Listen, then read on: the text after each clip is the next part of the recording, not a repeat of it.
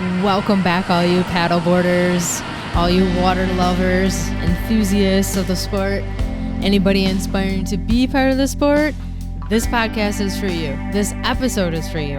I've got Maddi. She's out in Vancouver, actually Tofino, west of Vancouver in British Columbia, Canada. And she has a strong heart about the sport, very enthusiast.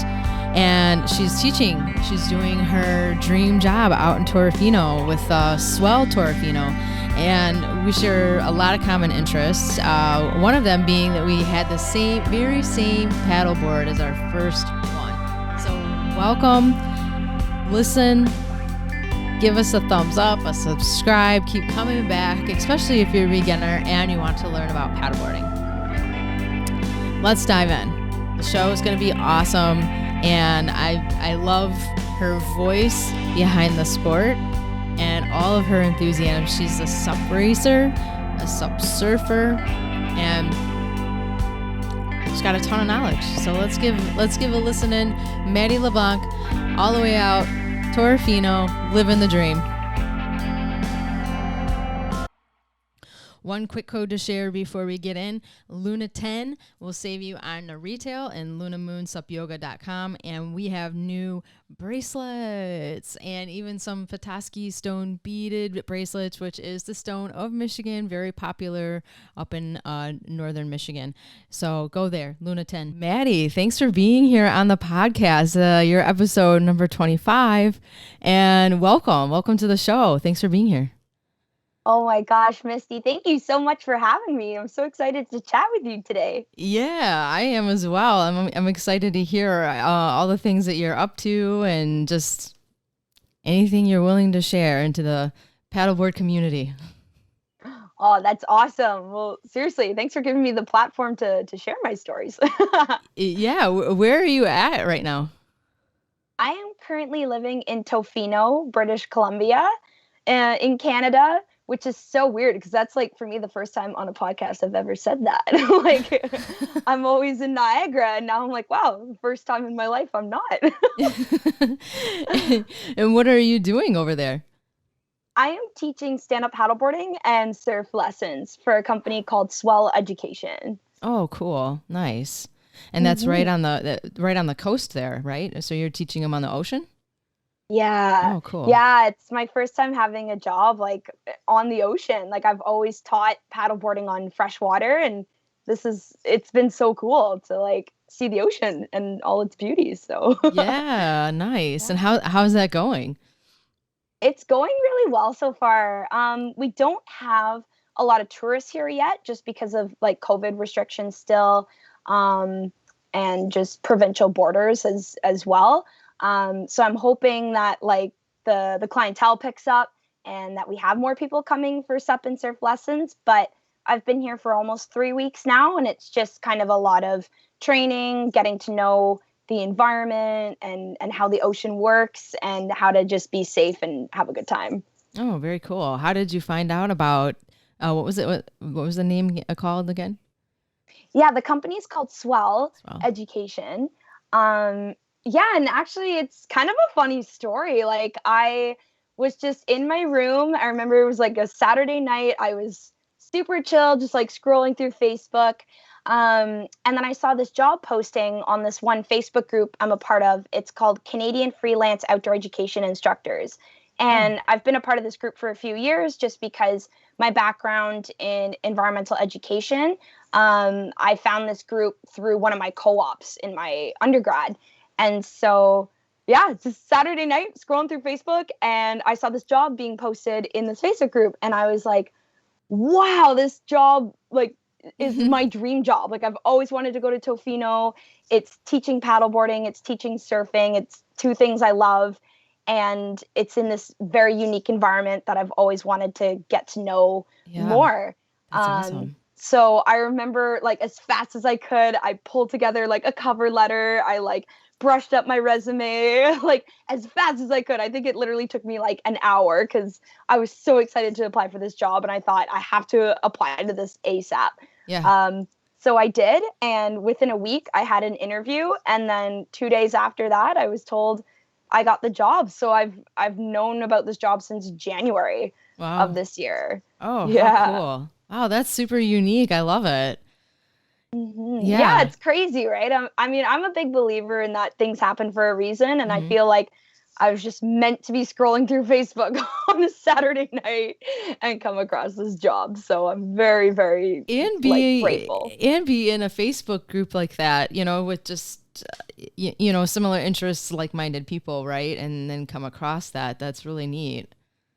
Yeah, like I've always admired this Facebook group, and there's been jobs on there that have been posted, and I've looked at them and I'm like, okay, those are kind of cool, like they're interesting, but like not quite exactly what I'm looking for. Hmm. And just when this job came up, I immediately hopped on it because I think my heart and soul knew like I was meant for that. So Awesome. Very, yeah, very didn't cool. waste any time. Yeah. What is what are like the level of people that come through? Are they you get the variety of newbie to get a little experience, but yeah. Yeah, I think I haven't seen too much variety yet, just because again, like I've only been here for 3 weeks. Right. But already I've seen beginner to kind of like an intermediate level. I haven't seen super advanced yet. But we have a lot of beginners because a lot of our clientele population is tourists who come to Tofino just to learn how to surf. Like most of them never have in Yeah. their entire life, and they just know that that's kind of like the ideal Tofino experience. So we deal with a lot of beginners. And then actually just last week, for the first time, I was able to shadow my boss for an intermediate SUP surf course. So that was kind of cool to like watch my boss teach someone who has paddled before but never paddle surfed, and kind of Wow. lead somebody through that. Oh, how Mm. awesome. That's so cool. I teach stand-up paddleboarding and do some special events and like yoga and stuff. But that would be so unique to be like in that location, because or something similar, I guess, because then you get that variety of surf between and stand-up paddle, and then you can stand-up paddle surf. So how cool. I love it. Yeah, I think we're so lucky to have the conditions that we have here, and that you can provide a service like that to people, and Hmm. meet people from all different kinds of backgrounds and experiences. Like See, I I want to agree. go I'm there very now. lucky. Yes. Yes, you have to come to Tofino. It's like, oh, every time I call home and I talk to my friends and my family, I'm just like, guys, it's unreal here. Like every time I blow up Tofino like crazy. It's Really? Oh great. my gosh. And you're originally more on the eastern side of Canada, or? I am, yeah. Yeah. So originally born and raised Welland, Ontario, Canada. So right in the heart of the Niagara region. Okay. Yeah. So I'm in a perfect spot between most of the Great Lakes. Like I can actually drive like 30 minutes north and I'm on Lake Ontario, or 20 minutes south and I'm on Lake Erie. Yep. So yeah, most of my experience is on freshwater, and yeah. That's so cool. Yeah, I have such a draw to Canada lately. I don't know what it is, but it's kind of been unique, and I've been learning about different spots in Canada. But whenever that border opens, it'll be some bucket list places to go to. Oh, absolutely. We're so blessed with so many unique paddling environments, and um yeah, these hidden gems that people don't know about, but you can really only get to by paddleboard. Like it's really Right. cool. I think we have a very unique environment Yeah. in Canada. So you got the job, and you must have packed up some boards. Oh my gosh. Yeah, the whole board shebang was quite a technical hoop to jump through. I'll Yeah. say that in the least. I'm actually still waiting for my race board to be delivered, but I've got lots of surfboards here. I actually have an 8.6 sup surf that I'm in love with Yeah. here. I love taking it out all the time. Fun. So yeah, I Yeah. still have some boards to use. Yeah, yeah. I have a variety as well. I've got the little surf stand up like that too. It's I think it is 8.6. And yeah. And, but it has the fin set up so you can change it out and have a long fin or a short fin or have the thrusters or, take those out. I've wakeboarded with it, on the lake, behind the boats. That's been fun. That's so cool. Yeah. I've always wanted to do that and I never have yet. Doing it this summer some more for sure. Because last summer was a little one of our friends actually has the better of the boats to do it behind. But this year he even got a better boat, and I was like, oh boy, what kind of boards can we do? He's like, oh well, this thing is gonna throw a wake, so he's saying you can use the long one way back, or the shorty up front. So we'll see. It'll be interesting. Oh yeah, if you can get some airtime on that would be golden. Oh my gosh. Well, it sounds like you're going to have a fun summer too with, hopefully being able to meet a lot of people. I know that you guys still have a little bit of restrictions and stuff like that going on. And, hopefully that gets better for you. Yeah, I hope so too. I can't complain though. BC, the restrictions are very different than Ontario, where I'm from. So it is kind of weird in the sense we're still technically in a lockdown here in British Columbia, but it's not as tight as Ontario. And so it's funny, coming here and actually being able to start teaching and living in a house with so many roommates, I almost feel like life is kind of back to normal. I'm like, wow, okay. Humans again, people, social interaction. This is great. Right. Yeah. It's same for me. All of a sudden things just kind of got a little better over the past. I guess during the month of May, it kind of starting to get a little bit better and seeing people and stuff. And it was like, is this can we do this? Is this okay? But how did you even really get into stand-up paddleboarding? Yes, I got into stand-up paddleboarding actually when I was 10 years old. I saw these two guys stand-up paddleboarding when I was on the beaches of Lake Huron, actually in Canada. And when they were out paddling, I just remember looking at them and my parents, we were all on the beach together with my family. And I looked at them and I said, what is that? And they both looked back at me and they were like, I have no idea. I've never seen anything like that before in my life. So we were all fascinated by what the heck these two men were standing on. So when they came back in from their paddle, my mom encouraged me to go up to them and ask, what is that? And so I did, and they said, oh, these are stand-up paddleboards. Would you like to try? Oh. And it's cool when I tell that story because I think just that whole question in itself has forever changed the course of my life. Getting on a paddleboard for the first time. There's a really old picture. I think it's way back on my Instagram of my brother and I standing on the board, but I was on the front and I had the paddle in my hands and my brother was sitting on the back. Because we were so little and this board was so big. But I just remember I loved the view. I loved looking down and seeing the clear water. I think just having that perspective as a child really attached me to the sport forever, for the rest of my life.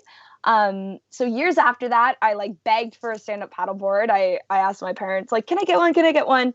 And the deal was that 1 year for Christmas, it would be my present, but it would be my only present, and I had to pay for half. So I remember, I think I had 2 or 3 babysitting jobs that summer, and I saved up every penny of my money to buy a stand-up paddleboard. And I think Christmas of 2012, I received my first board, and I took it out that following spring. So I've been paddling since 2013. Oh, wow. Nice. Yeah. Mm-hmm. And how did you find what board you wanted? Is it a store? Actually, that's kind of a funny story. No one's ever asked me that question. But I didn't really have a choice. Because what happened was I remember, so that summer when I started saving up, my parents and I, we would walk into Mountain Equipment Co-op and a few other outdoor stores and just kind of looking at boards and browsing. And we never really found something that at the time like was in my budget, because I remember as a kid thinking like early money management skills being like, wow, like this board is so expensive, like I can't pay, like, so half of 1,000 is 500, like I don't think I'm going to be able to make $500, like maybe, but I don't know. And so I remember that Christmas, like when I woke up that morning, I saw the paddle behind the tree, and my parents totally teased me about it. They're like, yeah, Maddie, so like it's Christmas time, so companies aren't really selling boards. Like, we just got you the paddle, and like you keep saving up and we'll buy you a board. And I'm like, oh, like, thank you. I'm just so happy I have the paddle. Like, sure. Thank you so much. And reasonable story. Like yeah, being a seasonal right? type of area. Sounds about right. Most of them are sold out by Christmas now anyway. So yeah. But yeah, so I remember my brother and sister, like they kept opening up their presents. And then when I thought kind of like Christmas morning was done, they looked at me and they said, really, Maddie, did you think like we were going to only get you the paddle and like not a board? And I freaked out. I was like, oh my God, no way. So they're like, all right, go find it. So I ran to the garage. It wasn't there. I ran to the basement. It wasn't there. And then the last room in the house that I knew it could be in was my dad's workshop, because my dad's a landscaper. So he does a lot of like woodwork and things like that. So sure. I ran to the to the wood shop, and there it was. It was just laying on the floor. It was a 10-6 Jimmy Sticks paddle board. That was my first board. Yeah. They're great boards, right? Actually, yeah. Unfortunately, I don't think they're around anymore. But yeah, it was a great beginner board, and they had a variety of them and stuff. And I was happy to have that as my first board. Yeah. Oh, I agree. Wow, I love that we can like share that love of a Jimmy Sticks. Yeah, totally. Yeah, I had that for. Oh, I don't know, maybe 5 years or so. But I've been lately thinking of boards almost like cars, because you can have a really expensive one and it's going to be a really good one, but it's so expensive for your first board. And you're like, can I find something like in the middle and buy something and have it for a while and maybe upgrade? You sell that one and then, you upgrade to that more expensive board. Yeah. You can sell them used and for someone else, that is going through the same thing, because it just keeps growing in popularity. Yeah. Oh, 100%. I definitely think that's actually the way to go, because I think like I encourage a lot of people who are getting into the sport to just really try out a bunch of different boards, like see what you like, what you don't like. And how can you do that if the very first board you buy is like this $5,000 like Ferrari of a paddleboard, right? Like it's right. Yeah. So yeah, I like agree. The race boards are super expensive. Mm-hmm. It's because it's all in the materials, It's like if they have some little carbon inlays, then that adds to the price. What kind of race board do you have? I have a 23.5 by 14-foot Starboard All-Star. That's my go-to, and I'm in love with that board.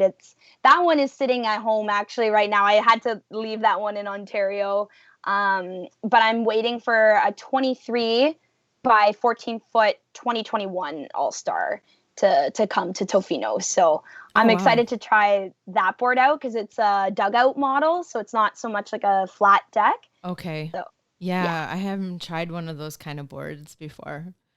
How much different are they from like just straight across to being the dugout?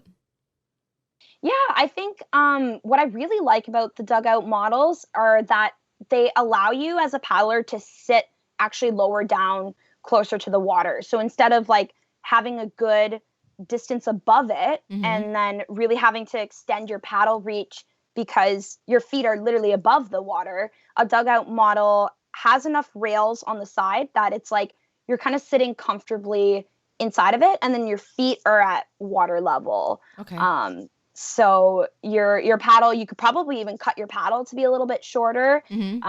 Like that's very technical, but like you can cut it a little bit shorter, because now you can actually get some more reach, because you are physically closer to the water than you would be on a flat deck. Yeah, that makes sense. Yeah. Okay. I was always curious about that. I know it's more of a racing type of thing, and personally, I've only done like a few races and not not a ton of them. I mean, I like it, but it's kind of went away a little bit around here where I'm at for popularity, the race events. But you can still kind of seek them out. Have you done a ton of racing?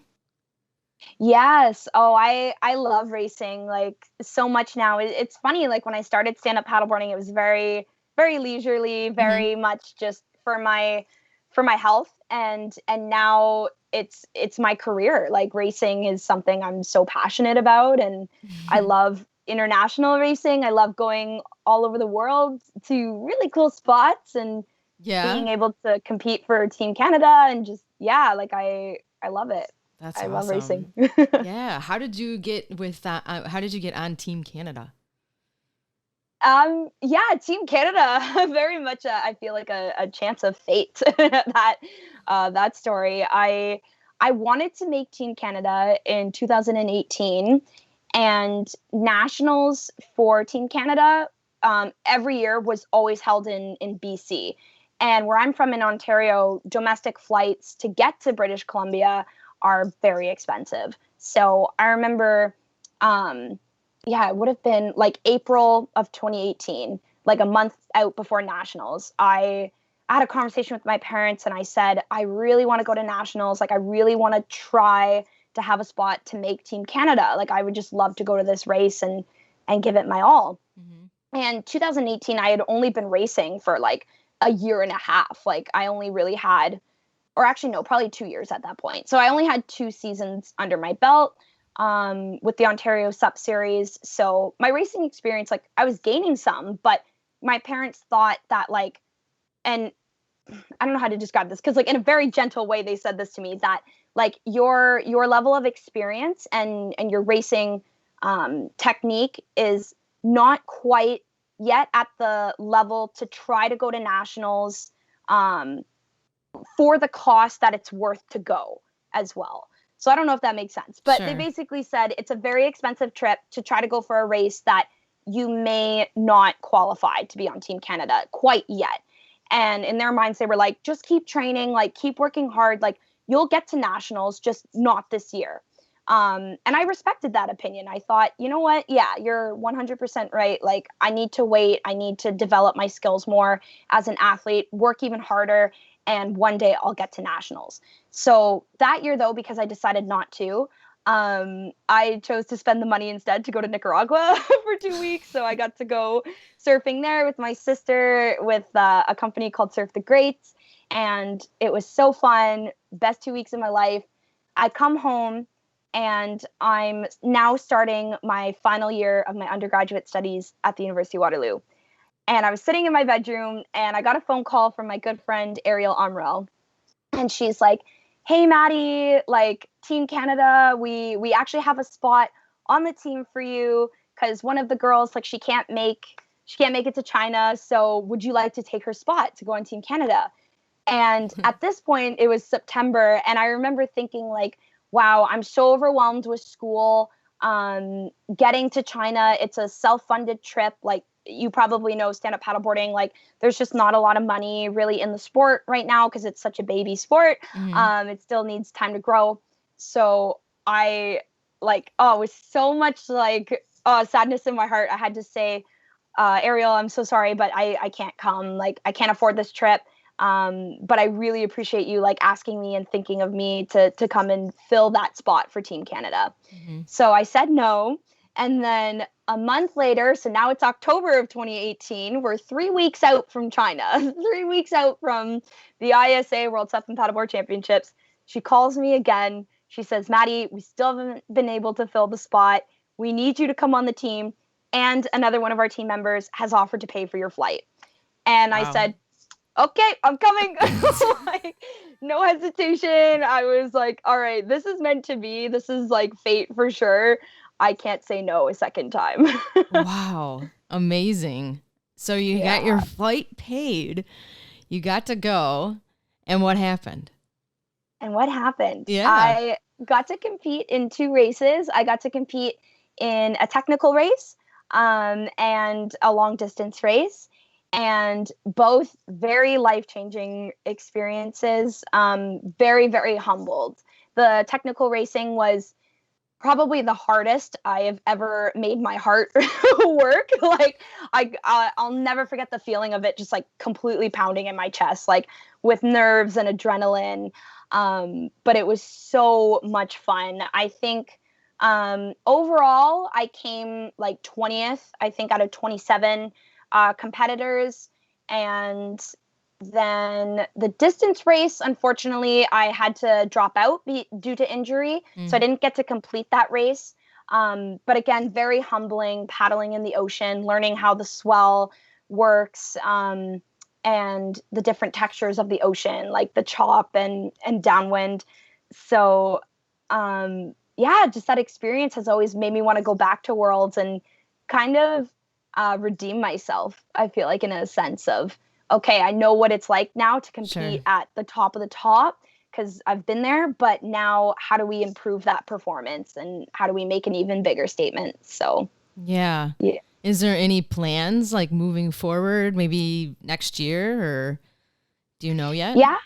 Yeah. So actually, this year I've been asked again to compete on behalf of Team Canada at the ICF World SUP and Paddleboard Championships in Hungary, which was supposed to take place in June, but due to COVID, they've pushed the event back now to September. So I'm training hard. I'm working my best every single day to be able to still go to that competition. And hopefully, if COVID allows, I'll be there. So awesome. Yeah. We'll what was your first race? Where was my first race? Yeah. It was in Barrie, Ontario, Canada. And that story is kind of funny too, because I remember going to that race, and Barrie for me is about a good 2.5 to 3 hours away from Niagara. And that race was like a 1 kilometer square loop. So I remember finishing the race. I came in second. I'm running on the beach. I'm so happy. And my mom looks at me and she's like, really, Maddie? We drove like 3 hours for like an 11-minute race. Like, what was that? So we just lost it. We're laughing so hard. Oh, that's funny. And we look back now, and I'm like, Mom, thank you for doing that for me, because that race has forever gotten me hooked on the sport of SUP. So yeah. I give her many thanks. Oh, that's funny. Aw. Yeah.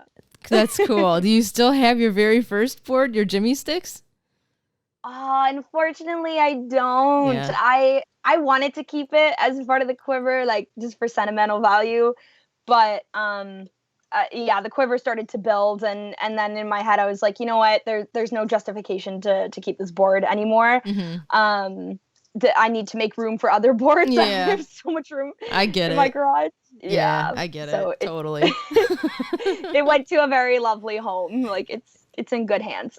So did mine. Amazing. I was gonna ask you the same thing. I'm like, do you still have yours? No, that was my first board, and I had it for enough years, enough pictures, and all of that, and it went to someone that really wanted to, travel around, with a roof rack and everything. So I said, no, this is perfect board for you.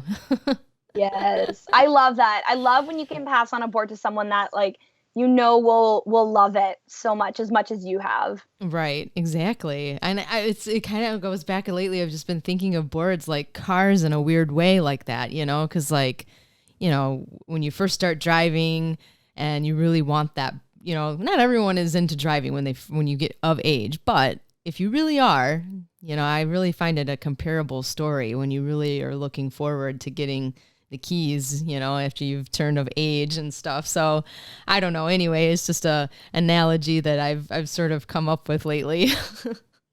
What boards do you have? I'm so curious to know what's in your quiver right now. I have a nice variety, but for classes, I have inflatables, and it's an Evolve brand, Evolve paddleboards. They're out of Ocean City, Maryland, and I've really grown, to love that brand.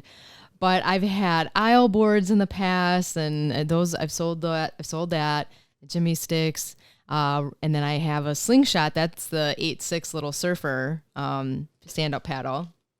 Oh, okay. Which is, you know, fun. I enjoy that one. And then I've got the race board, which is an elite pipeline. And it was more or less like a Michigan brand, I think, a company that started coming up with the boards. It's a 12.6. So that was, you know, and that was my first race board. That was, you know, I did some races. What year was that? 2016, I think.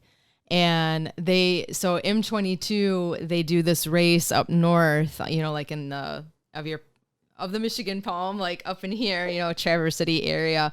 And that was my first race. And I loved it, but it was also, the paddle took over the swim. It was a triathlon. So you did a run, a bike, and then paddle. So that was my first race. Wow. Yeah. Good for you. That's actually really cool. Yeah, I really liked it. I liked it a lot, but it was hard. It was hard work. But then there's another race that they don't have anymore, unfortunately, that was closer to me, and it's on the Detroit River. You know, Detroit River links like Lake Erie and then like Lake Huron and up north, you know. And anyway, there's an island in Detroit that you go around it, and it's called Once Around Belle Isle, which is Oabi. And they had a big event and then like a little smaller one, and that one was another little fun event. Yeah.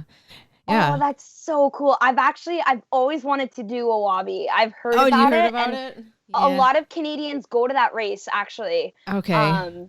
Yeah, so that's one, like actually one of my good friends, her name's Danielle Holdsworth. I think she won it one year. Larry Kane from Canada, yes. He competes in that and like kicks butt. So yeah, yes. I've heard a lot of good things about that race. Yeah. But unfortunately, it's not around anymore. You know, COVID didn't help, but it was the year previous to that they couldn't hold it anymore. I think it was just a funding thing. If someone would have bought it and then maybe kept it going forward. But like I said, I don't think the COVID thing helped either, you know. Maybe one day it'll come back, you know. I hope so, because I was really looking forward to that one day. I'm surprised by it. I'm surprised by it at some point, but then I guess, you know, with the sport still growing and stuff, there's maybe some growing pains in there as well that, you know, it'll just take a little bit of time for it to come back. But yeah. So then I have another hard board that's, it's more like a yoga board too. And it's from Evolve, but it has a cork top on it. Yeah, so it's cool. Yeah, it's pretty cool too, and it's funny because that one has a long fin and the thrusters on the side as well, and then the inflatables kind of do too, but the inflatables are just so soft. They're like, it is made for yoga, you know. Like I have this this pod actually that they all like connect. Yeah, so there's that. Those are so cool. Equipment too that I have. We have a lot of gear. We're also kayakers too, and my husband builds wood kayaks and paddle boards. Yeah. Oh, cool. Yeah, so we have 3 kayaks right now that is in the boat shop, that's just like just our garage, really. Oh my gosh. Yeah, and he's doing some work. Like mine is 16 feet, my kayak. Yeah, so they're big. And then he just finished before the end of last season, a 14-foot wood kayak or paddleboard, sorry. Oh, that's amazing. Yeah. Send me pictures because I would love to see those. Yeah, you'd love to see that one for sure. Yeah. Yeah. So yeah, we have quite the collection of stuff going on. I think that's so cool though. And I think that's honestly my favorite thing about stand-up paddleboarding is that like there's so many different ways you can do it. Like you can do yoga, you can do racing, you can leisurely paddle, you can tour, you can take them on portages. Like I love when you have a variety of gear so that you're able to do all those things and kind of dip your toe in the water of all those different sectors. Cause I think I love that variety. Like, and it's so good for paddlers to have that variety. Yeah, for sure. Yeah. And then this year I got a wing. So I'm going to try the wing surfing. Yeah. Yes, that's amazing. I know. Oh my gosh. what's the meters of your wing? Like, because they come in like 6 meters, Yes. 5 meters. I got 5'3". You got a 5'3". Yeah, I got a 5'3", which I think is like right down the middle of like being okay. You have enough wind, but it's nothing too crazy, and then it's probably just enough for me to handle. Yeah. So yeah, I'll be learning about that. Oh yeah, that is something 100% I want to get my hands on. Because I know Starboard is like coming out with a lot of cool wings. And I got to try one actually just before I moved to Tofino. We have a friend that lives in Welland, and he let me take it out on the Welland Canal like a week before I left. What was it like? It was actually very interesting because like the wind, we thought it was going to be like a straight north wind and it was going to push us all the way down the canal, but the wind was kind of more of like a northwest. And so because of that and just the way the canal runs, it kind of kept pushing us off to the side. So you really had to figure out like, how do I move the wing to get it to go in the direction that I want? And then where do your feet need to be on the board as well to like really direct it and to turn? So, yeah, my arms are actually very sore after because like I'm just constantly like lifting it up, right? Yeah. Like you're constantly holding on to this wing. And it took us a while to get to the end because it wasn't like the downwind that we thought it would be. But in my head, I was like, wow, like if you're out, like say on a Great Lake and you have kind of more space to work with, it doesn't really matter what the wind direction is going to be because you'll be able to fly no matter what. Yeah, back and forth. Yeah, for sure. So it was a unique experience. And that's why I'm like, ooh, like I really want to keep trying this. Like I really want to see. Yeah, you got a taste of it and kind of want to do some more. Yeah. Have you tried the foils yet? No, I have not, but that's another thing. I know, right? The hydrofoils. You know what? I know, like, I feel like I know just like a little like bit of it, and that's it. You know, like I have not tried it. I've actually there's a guy on our lake, and he was out last night, and I think I saw him back in the beginning when the lake just unthawed. And he was having trouble, you know, like he would get up and then he would fall, and he had a wetsuit on, but he would get up and then fall. So I'm assuming it must be just about that balance because you're literally like hovering like above the water. And he was out last night. He was doing great. I'm assuming it was the same guy. But anyway, he was doing great, whoever he was. And I could hear the electric motor with it too, though. So I could hear the hum of that. So I'm not... I guess, like I said, I only know like so much about it, and that's it. I'm curious, but. Oh, okay. Yeah. Yeah, like the ones I've heard of, like don't have an electric motor. Like it still makes a hum because of the way that the foil is designed. Like, I don't know how to describe how it works, but I think like it would be tougher on the Great Lakes because like, and why I could see this man probably falling, like constantly falling, is because like you said, it requires a lot of balance, but it also requires a lot of push from the water and or wind. So you probably see a lot of people are holding a wing while they're on a foil, because if you have that speed being picked up from the kite, then that'll be enough to like allow the foil to come with you as a paddler versus like, I don't think I've ever seen anybody on the Great Lakes be able to just like use leg power or even paddle power enough to push that foil to get it to go up. I think you see it more in the ocean because you have that natural current, or you have waves to help you give you that push. Or I think the only time I've seen it done on a Great Lake and done well is being towed behind a boat, because again, you have that speed, you have enough momentum to pick up the foil to allow it to be pushed through the water. But I think it's natural for it to like make that humming noise because of the way that the wings, I guess you would call them, are designed like under the water. Yeah. So, that must be it then. Yeah. I have seen them behind the boat too. Yeah, isn't that cool? Yeah, that's like fun. Like another fun. Yeah, I've heard some like pretty gnarly stories of people like getting cut pretty bad because they're so sharp, right? So ouch. I think that's a big thing to consider too. Like I'm like, I would love to try this, but I would A, definitely wear a helmet, and B, fall really far away from it. Like I would like kick it out. Yeah, let it go out from you. Yeah. Yeah, that's true too. And unfortunately, I mean, I'm assuming that falling is just a thing with it, that you should probably learn how to fall with it and not be scared. Because if you don't know, then like you said, you might have the risk of getting yourself hurt. Yeah, like every person I've talked to about the foil says it's really hard, and to really get it and to make it look like flawless, like those videos that you see like on Instagram, is that it does require a lot of falling. Like it requires a lot of like really learning how to get on the board, and then once you're on it to keep that momentum, to push it, to get the foil to go up, and that can take a lot of work. So a lot of people who have learned it say they fall like a lot in the beginning, more than like once they actually get the hang of it. So. Yeah. How do you now with your lessons at, where you're at teaching, how do you, like when newbies come, what do you say to them, especially about falling? Yeah, especially about falling. We actually really highly stress falling properly in lessons, because a lot of people, especially on a surfboard, ride it sometimes almost to the sand, which we say like don't do that, like because then the fin's gonna scrape the bottom.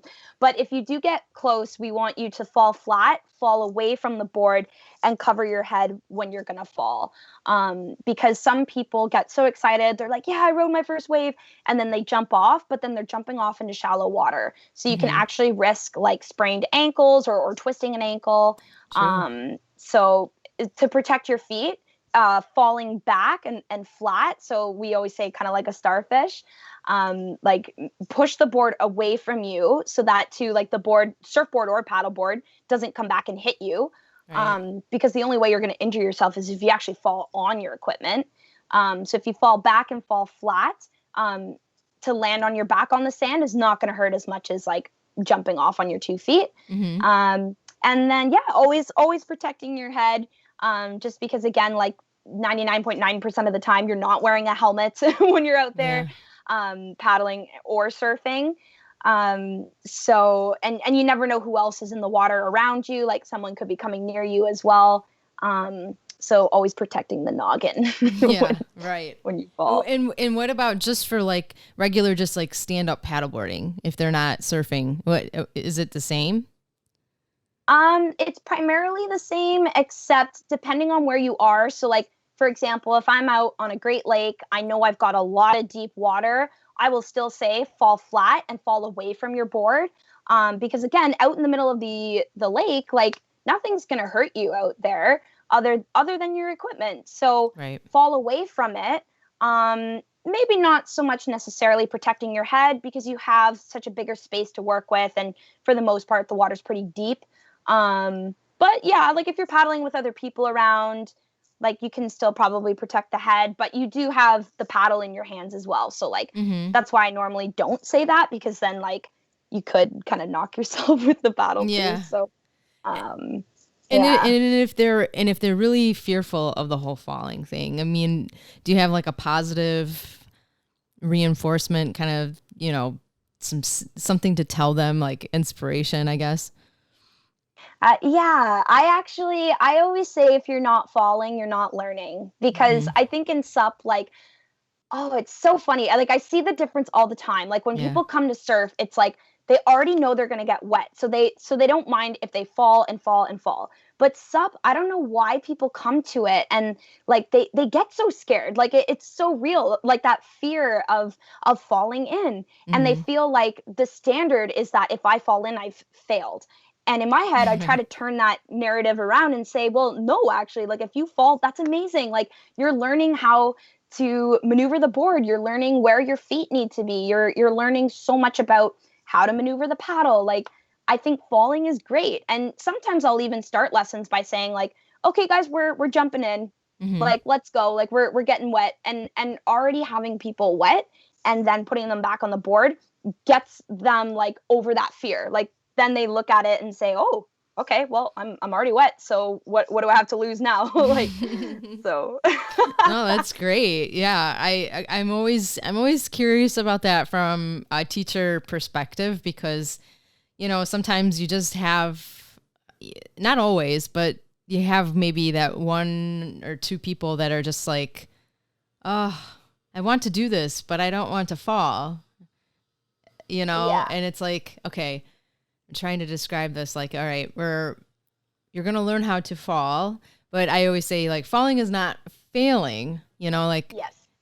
And I've always even said that in yoga, if you come out of the pose, I mean, you're not failing. Like, what's the big deal? You're just going to touch the floor. Well, like in the water, you're just, like you kind of said earlier, if you're in deep water, the water's got you. Just, make sure that your equipment's not, taking control of hitting you or anything like that. And, I love that. And, I think it's always just sort of like, a challenge as a teacher. It's like you're learning from them and they're learning from you. And it's always such a cool thing. I guess that's why I keep doing it. Oh yeah, absolutely. Like I love that. I love that you said that about teaching, because I think it's so true. Like you learn so much from the students that you take out, and you learn about their fears. And sometimes it's easy as a teacher to be like, well, I have all the skills in my toolkit, and like, I'm not afraid of falling in, but like to take a step back and put yourself in their shoes and understand that fear of falling in, and really be like, okay, yeah, like this was me like so many years ago. So how do I walk them through this experience and allow them to have a great time so that they can come back and they can still enjoy it. It humbles you so much, and it teaches you so much. So yeah, totally. I agree. Yeah, totally. I agree. It's I guess it's what keeps you fresh too. It's like, just like you said, it's like, I have all this experience. I have this training. I have, different boards and, and don't have these fears, but like, how do you tell a beginner, or how do you engage them, entice them, and like get them to learn, but you're still learning from them, because how do you transcribe all of that?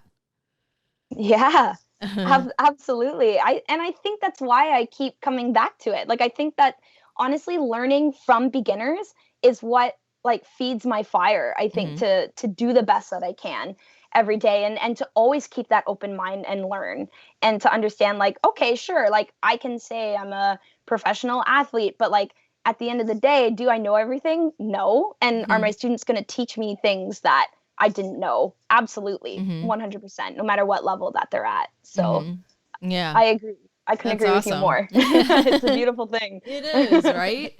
Oh my gosh. Have you done on the racing, have you done any events in the US?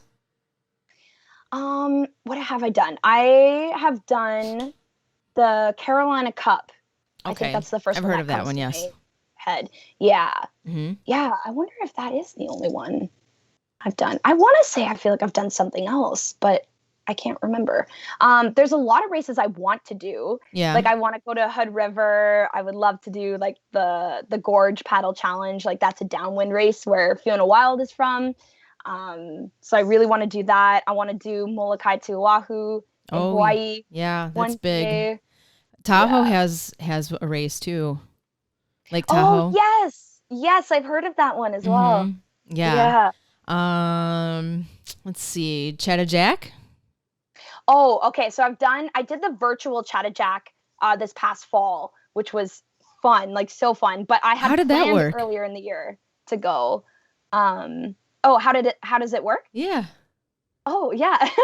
So basically, like, well, I think, yeah, Chattajack, like, takes place on the Chattanooga River in Tennessee. Yep. And basically, I think it's I can't remember how many miles because I'm so Canadian. Yeah, I know it's 52 kilometers or 50K.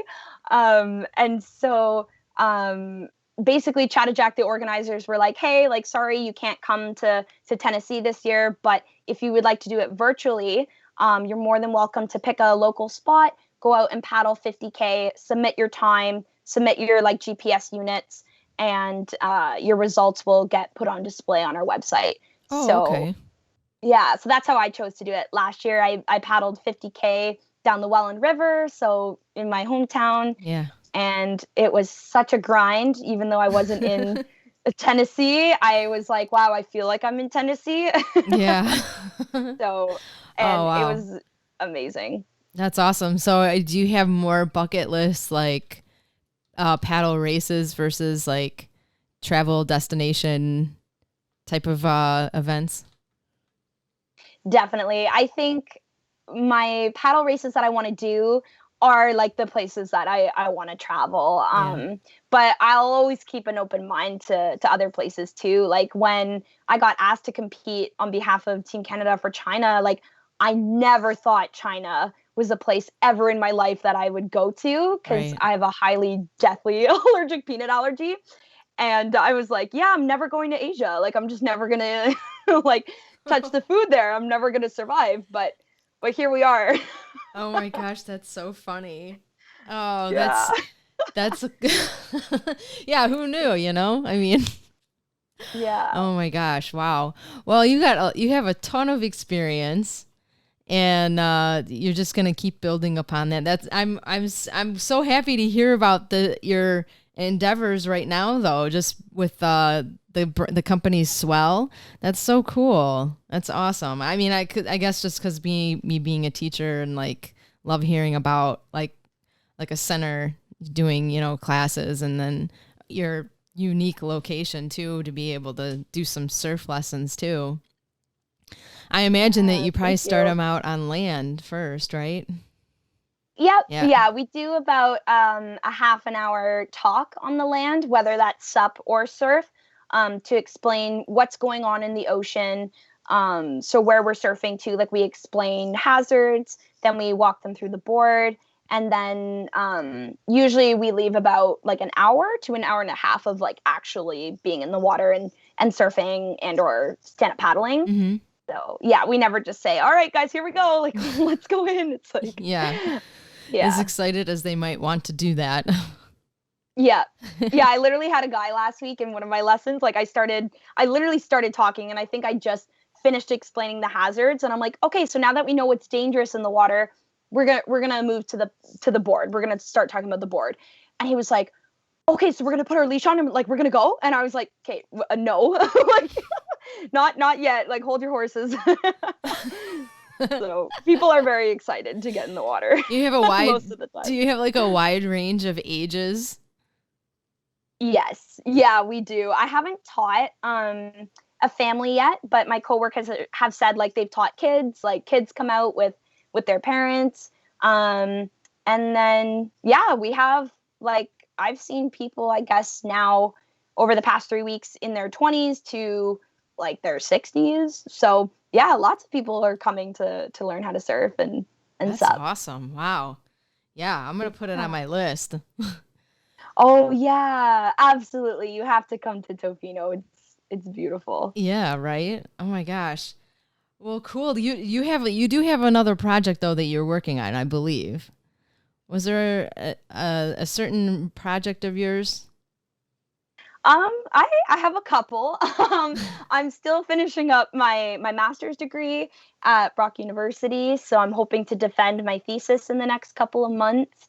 So that's a pretty big project, and then forever and always an ongoing project is my personal fundraiser called On Board. So I raise funds for the Canadian Cancer Society for brain cancer research Oh, in honor of two friends that I lost to oh cancer. wow. So I always have a lot of stuff on the go. That's good. It keeps you busy and you just keep learning, right? That's right. Oh my gosh, that sounds so great. I loved hearing all about your paddle adventures, and I always think that as many paddlers that I've talked to already on the podcast, everybody's different. Everybody's got a different story or what they're currently doing with paddleboarding and or being on the water. And so I will definitely applaud your enthusiasm, especially.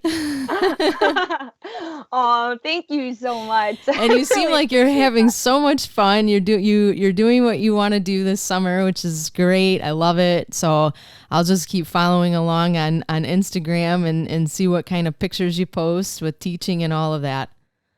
Hey, right back at you. I'm so excited to see like how your summer plays out, and with COVID, I hope your restrictions keep easing up and you can get a lot of people on the water. Yeah. What tell everybody your handles. Yeah, so Instagram, I'm at Maddi Leblanc. And it's just Maddi like Maddi 3 Leblanc. And then I do have a website, which is my name, so www.maddileblanc.com. So you can find more information to like my Facebook, some articles and social media outlets there. Cool. Yeah, and feel free, like hit me up, guys. I always love chatting. So Oh, thank you so much, Maddi, for coming on, being part of the show and sharing. I'm sure everyone is gonna love it. Thank you so much again, Misty, for having me. I really appreciate that. Yeah. It's been such a pleasure. Yeah, same here. Thanks again. Thank you. And for tuning in. Thank you, Maddi, for sharing all of your stories. I really appreciate you being here and inspiring the SUP community. If you are a beginner, I welcome you to the show. I welcome you to even classes. If they're not in Michigan, then find your local teacher, someone that can teach you and become part of the SUP community. Go to lunamoonsupyoga.com. Again, I'm Misty in Sylvan Lake, Michigan.